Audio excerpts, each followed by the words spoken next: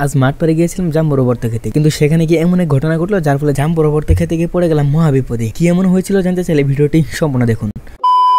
আসসালামু আলাইকুম রহমতুল্লাহ। আজ প্রথমে আপনাদের দেখে আমার ফার্মের মুরগিগুলোর বাচ্চাগুলোর অবস্থা। ভিডিওতে যেমন দেখছেন আলহামদুলিল্লাহ বাচ্চাগুলো বেশ ভালোই বড় হচ্ছে। আপনারা একটু অনুমান করে কমেন্টে বললেন যে ওজন কিরকম হতে পারে। আরেকটি কথা, মাশাআল্লাহ বলতে ভুলবেন না কিন্তু। আমি মুরগিগুলোকে নাড়াচাড়া করছিলাম, হঠাৎ চোখে বললো ফার্মের সামনে জাম্বুরা গাছ। দেখলাম জাম্বুরাগুলো বেশ বড় হয়ে গিয়েছে। সঙ্গে সঙ্গে রিফাতকে ফোন দিলাম, বলার সাথে সাথে সে চলে আসলো। তারপর বাঁশ নিয়ে জাম্বুরাগুলো পারতে শুরু করলাম। জাম্বুরাগুলো পেরে ঠিক করলাম এগুলো মাঠ পাড়ে গিয়ে ভর্তা করে খাবো, কারণ গরমে আমাদের এখানে আবহাওয়া খুবই খারাপ। কিন্তু আমাদের এখানে মাঠ পাড়ের মতো ঠান্ডা জায়গা তেমন নেই। তাই প্রয়োজনে কিছু জিনিসপত্র নিলাম বাড়ি থেকে। সব প্রস্তুতি শেষ হলে দোকানের সামনে বসে থাকা কয়েকজনকে সাথে নিলাম। সবাই মিলে রওনা হলাম মাঠ পাড়ের দিকে। ধান ক্ষেতের ভেতর দিয়ে যাওয়া সেই পথটা ছিল অসাধারণ। আসলে গ্রামে যারা থাকেন তারাই শুধু এই মজাগুলো পুরোপুরি বুঝতে পারবেন। কিন্তু সেখানে গিয়ে চোখে বলে এক আশ্চর্যজনক দৃশ্য। গাছের মাথায় পাখিরা বাসা বেঁধেছিল। এগুলো আসলে পাখি না, হয়তো এক প্রকার হাঁসের জাত হতে পারে। বাচ্চাগুলো একটু বড় হয়েছে, তাই লাফিয়ে লাফিয়ে মাটিতে পড়ে যাচ্ছিল। তাই আমার সঙ্গে থেকে কয়েকজন জনদরদি এগুলোকে তুলে কুড়ে আনলেন এবং তারা সিদ্ধান্ত নিল এই বাচ্চাগুলোকে তারা নিজেরা পালবে। কারণ ইচ্ছে থাকলেও এগুলোকে আর উপরে রেখে আসা সম্ভব ছিল না, কারণ আমাদের এখানে গাছ ওঠার মতো তেমন সাহসী লুকার নেই। তাই এগুলোকে পালা ছাড়ার কোনো বুদ্ধিও নেই। এরপর শুরু হলো আমাদের আসল কাজ। আমরা জাম্বুরাগুলোকে ভর্তা বানাতে লাগলাম লবণ মরিচ মেখে, আর বাকিরা ব্যস্ত ছিল পাখির বাচ্চাগুলো নিয়ে। ভর্তা মাখে শেষ হলে সবাই মিলে খাওয়া শুরু করলাম। স্বাদ ছিল একেবারে অসাধারণ। তো আজকের মতো ভিডিওটি এই পর্যন্তই। ভিডিওটি কেমন লাগলো অবশ্যই জানাবেন, আর চ্যানেলটি সাবস্ক্রাইব করতে ভুলবেন না কিন্তু।